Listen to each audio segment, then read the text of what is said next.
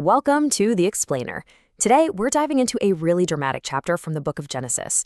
This is a story of intense family rivalry, some pretty desperate bargains, and just brilliant strategy. It's a high-stakes tale about building a legacy, by any means necessary. So the whole story just ignites with this raw cry of desperation from Rachel.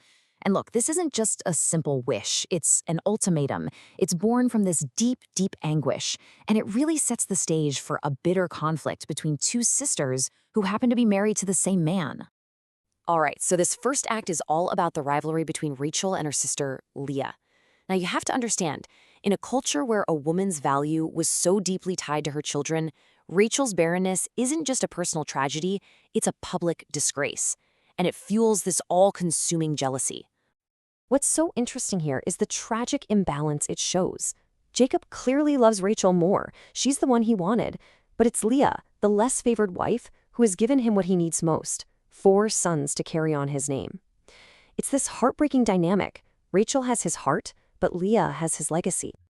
So, unable to conceive herself, Rachel decides to take matters into her own hands. She offers her servant, Bilhah, to Jacob, and this one act turns a personal rivalry into a full-blown proxy war for children. Of course, Leah quickly follows suit with her own servant, Zilpah. This table, really, it's like a scoreboard for this escalating conflict. I mean, look at it. Leah starts with a huge lead, then Rachel fights back through Bilhah. Not to be outdone, Leah counters with Zilpah. With every single birth, the tension just rises, and all the while, Rachel's own entry on the scoreboard remains painfully empty. And then the rivalry takes a really bizarre turn. Leah's son, Reuben, finds these plants called mandrakes out in a field. Now, back in the ancient world, these things were believed to be a kind of fertility charm, and for a desperate Rachel, they represent this little glimmer of hope. This moment right here is just pure vulnerability. You have Rachel, the beloved wife, forced to beg her less loved sister for what she thinks might be the key to ending her barrenness. She is totally willing to swallow her pride to get her hands on these plants. Wow. Leah's response just drips with years of pent-up resentment. You can just feel it. To her, this isn't about some plants. It's about Rachel, who already has their husband's love, now trying to take the one thing that belongs to her and her son. The raw pain is it's palpable. So what does this all boil down to? A cold, hard transaction. Rachel essentially trades a night with her husband, a night she feels is rightfully hers, for a chance at fertility. The family has basically become a marketplace of bargains and betrayals. The immediate aftermath here is just so ironic. The mandrakes seem to work, but for Leah, she has 2 more sons and even a daughter. It's only after all of this, when you'd think all hope is lost for Rachel, that the text says God remembers her, and she finally gives birth to Joseph, the son she has longed for. You see, the birth of Joseph isn't just a personal victory for Rachel, it's a massive turning point for the whole family. With a son from his beloved wife, Jacob now feels his family is complete. He's ready. He's ready to leave the service of his conniving father-in-law Laban and finally go build his own future. So Jacob goes to Laban and asks to be released.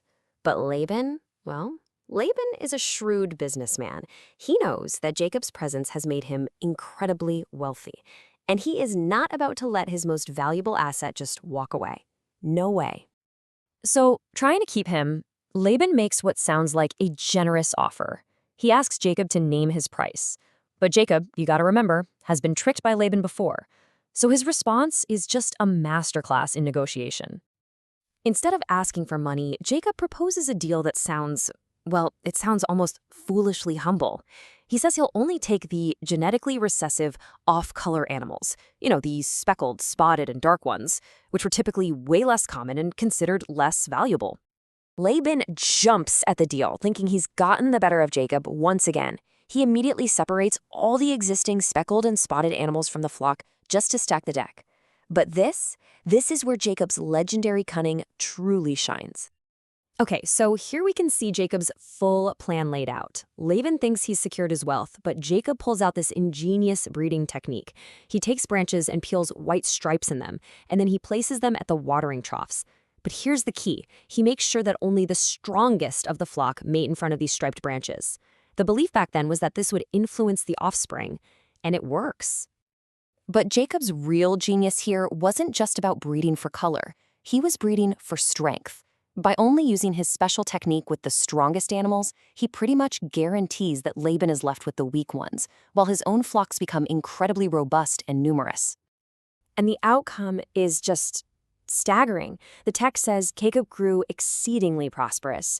He completely turns the tables on Laban, amassing these huge flocks of his own, along with servants, camels, and donkeys. He beats the deceiver at his own game. So all of this leaves us wrestling with a really fascinating question. The story credits God for blessing Jacob, sure, but it also lays out his brilliant and, let's be honest, maybe deceptive strategy. So was his success a result of divine favor, his own sheer ingenuity, or some kind of inseparable combination of both? It's that tension right there that makes this ancient text feel so incredibly modern.